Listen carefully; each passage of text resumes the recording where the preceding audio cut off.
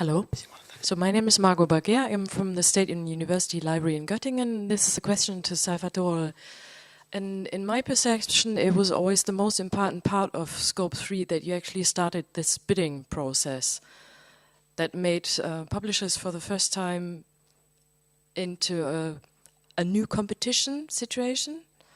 Do you think this part of Scope 3 is easy to roll out? Because I believe the consortium is pretty big and that's not easily scalable. But I think this bidding process, that is a very interesting aspect of Scope 3.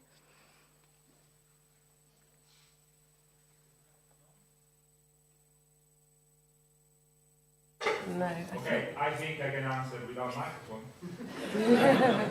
Yeah.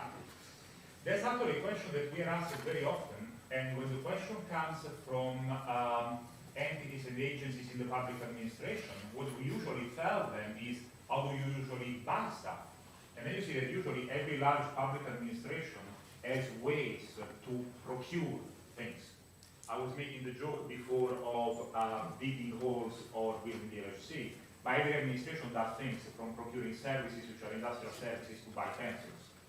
It doesn't mean that we are doing the same. It's actually the same pain that we took in order to take an existing process to put publishing aside.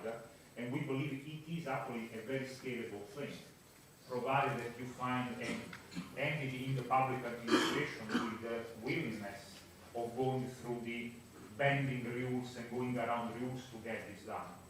We have given advice already a couple of times. I don't know if anybody's climbing it up.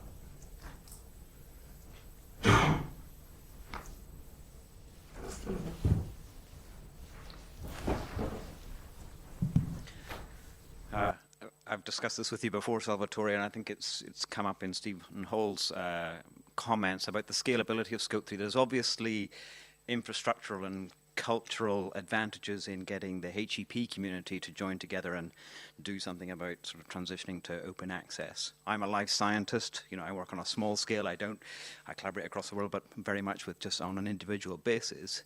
So is there a way, do you see, of making that sort of system work more broadly?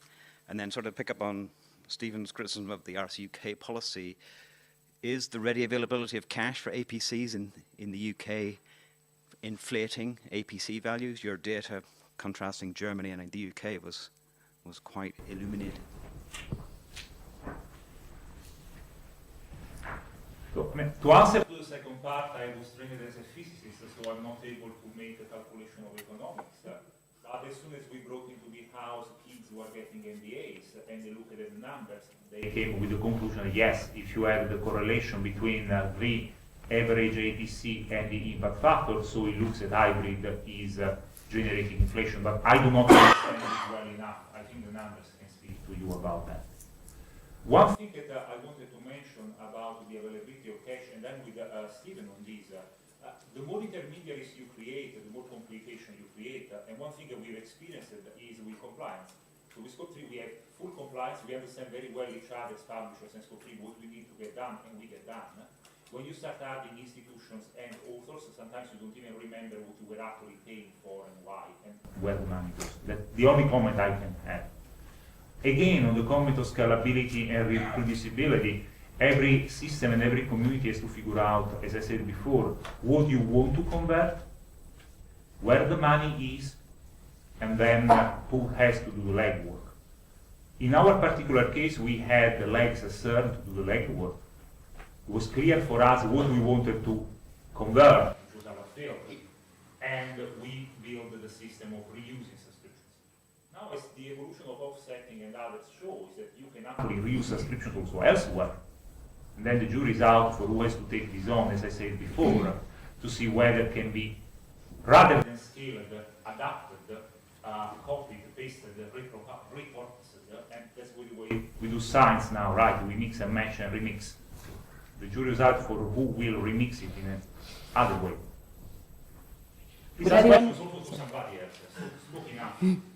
I can see Stephen wants to address something, so I was wondering if anyone else on the panel wants to address Stephen's point about whether the availability of funds is inflating prices. Could I? I don't think this one's working, so if I comment on that. There has been a concern raised for a few years now that, librarians used to talk about the cereals crisis, by which they meant subscription inflation. Are we entering an era where we're getting an APC crisis, which is APC inflation? And that's a concern been expressed on a number of occasions. What our data from the recent study shows, and indeed other studies show, is that there does seem to be a correlation between APC price and impact factor of journal. Now, in our team who carried out this study, you had publishers and you had academics and so on.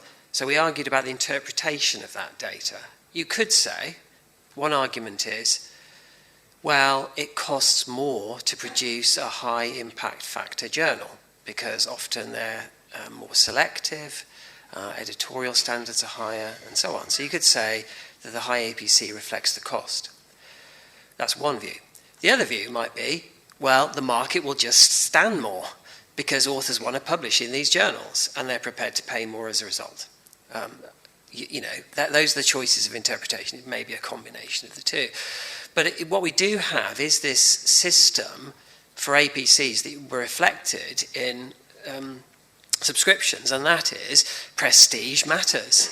It matters to authors a lot that they are published in the right journals as they see it, and so therefore the market is impacted by that motivation. That's the reality. And that doesn't change because you change the business model. So there's a lot going on there. The only thing I would say is that the APC market has more potential to dampen down price through competition than the subscription market did. But there are still imperfections in the market, and institutions need to leverage their purchasing power in negotiations to make it work.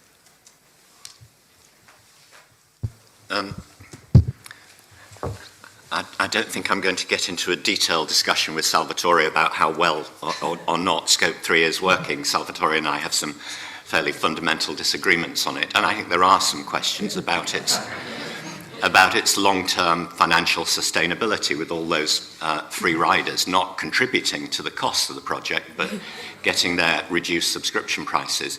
But leaving all that aside in terms of how Scope 3 has actually worked, one of the fundamental reasons I don't believe it's particularly extensible outside high energy physics is that in HEP there are only about 15 journals.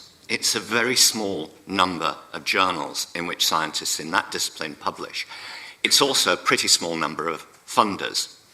And for that reason, I think Scope 3 has been able to work.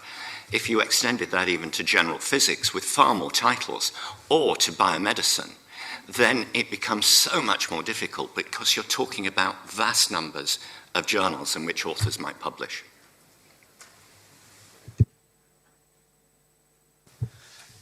Just to comment on the cost of APCs, the average cost according to our data for this year in the UK is about £1,601 per APC, which is somewhat lower than was the case a couple of years ago, and was certainly lower than the cost expressed in the Finch report, which I think was about £1,750.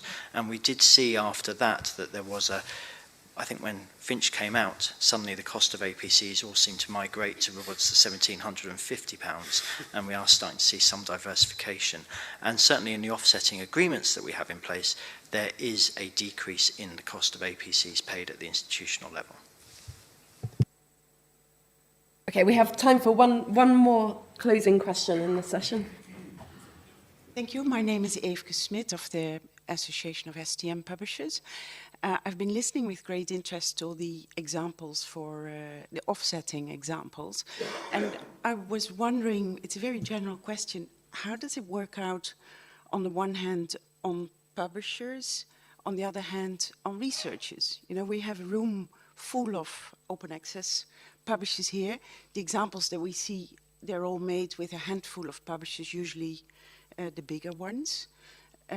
We also understand it's an elaborate process to get them in place. But what happens with all the publishers here who don't have such a deal yet, or for whom it will be very difficult to make these deals, or who are maybe even falling outside deals per se, And what does that mean for researchers? For example, the 15 journals on the scope list. If you're an author and you want to publish outside that list of 15, what do you do? Or if you're rejected by one of these 15, because they're high quality journals, so they probably also have a high rejection rate. I was wondering if the panel has thoughts on that. Well, one thing that Salvatore and I definitely agree on is that you've got to make it as easy as possible for the researcher, for the author. If you put any obstacles in the way of the author publishing in the way that the author's funder would like to see published, then the author won't do it. I think that's the first thing. You've got to make it really easy, and Juliane talked about workflows and so on. On the publisher, there is a very significant administrative burden, even leaving aside the amount of time we spent on Scope 3. Last year, we had to dedicate 50% of one of our senior publishers' time to making the UK and the Austrian pilots work. And essentially, it's about managing the communications with the authors and helping the authors to work with their own institution to get something published open access. That isn't easily scalable and will limit the number of pilots that we can manage at any one time because of that additional burden on our back office. Any final comment? Just one. Stephen referred to where the other £10 million had gone from in the UK for those 30 institutions. My figure of £10 million was only for 15 institutions. So the other 10 million may be being spent on. Excellent. We'll look forward to hearing more about that and more data this time next year. Thank you all very much. It's been a fantastic session. Thank you again to our panellists and our speakers. And now it's time for the Frontiers sponsored coffee.